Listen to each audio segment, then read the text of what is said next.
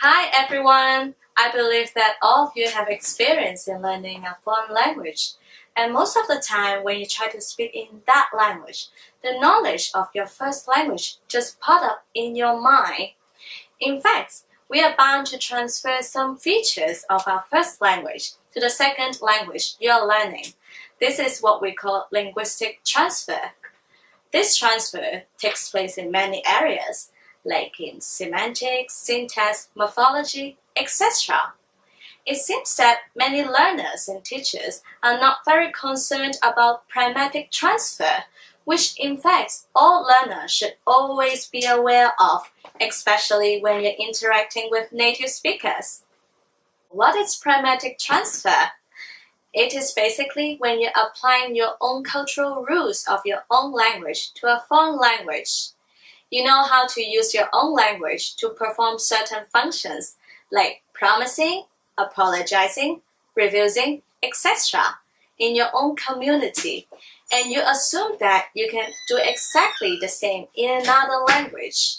However, pragmatic knowledge is cultural specific, meaning that what I mean in this language does not necessarily mean the same in another language.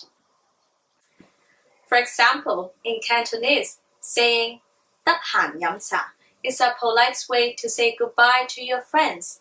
And imagine the Cantonese speakers use more or less the same expression in English. For example, let's go eat together when you have time, whenever they leave their friends. The hearers are likely to interpret this as an invitation to eat out and might possibly reply, yeah, sure, why not tomorrow? In this case, the Cantonese speakers do not intend to invite them out, and their intention is wrongly interpreted. The hearers may think they are rude or insincere. This is actually an example of pragmatic transfer as well as pragmatic failure. We can see that pragmatic transfer can put you into really disastrous or awkward situations. To help you get a more concrete idea of what pragmatic transfer is, let's have a look at the response of the Chinese learner of English when they receive compliments. It has been found that most of the Chinese learner will disagree what they have been complimented.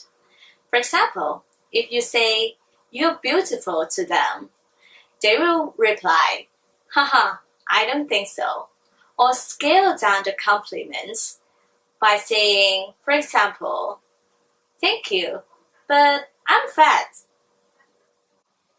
They sound a bit strange, right?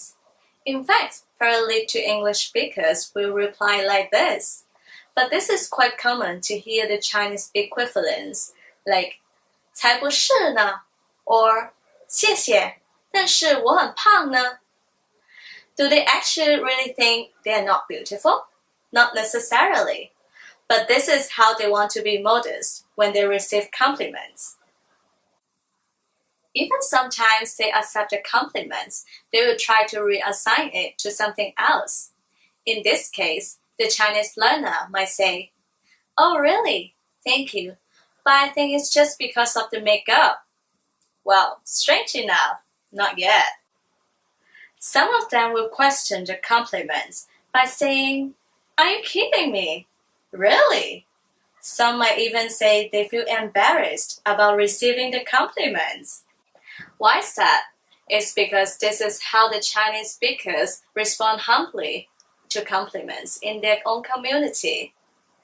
When you think of the Chinese translations, they are totally acceptable, but unfortunately, not in English.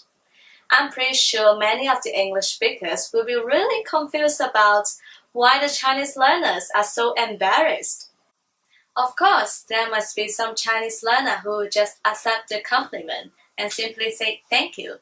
So do most of the native speakers. The examples I just mentioned are just to show you sometimes pragmatic transfer simply doesn't work.